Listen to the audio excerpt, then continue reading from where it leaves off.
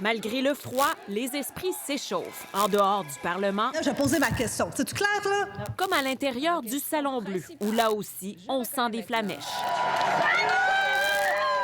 Surtout après une session mouvementée.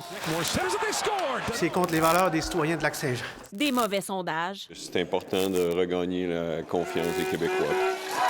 Et des grèves.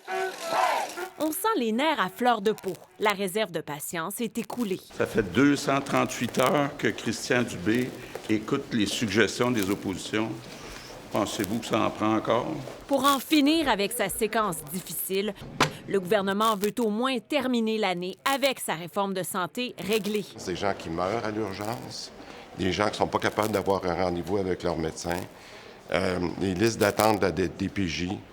Je suis tanné de ça.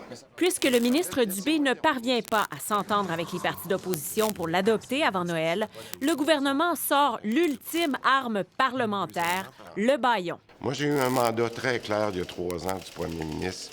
Changer les choses. Les députés sont assignés toute la nuit de vendredi au Parlement, forcés d'adopter le projet de loi en 24 heures pendant le week-end. On est plus que dû au Québec pour faire des grands changements. Il faut que la nouvelle agence de santé soit opérationnelle dans 6 mois et que les syndicats acceptent des conventions collectives plus flexibles, répète le premier ministre. Il va y avoir de la résistance de la part, entre autres, des syndicats.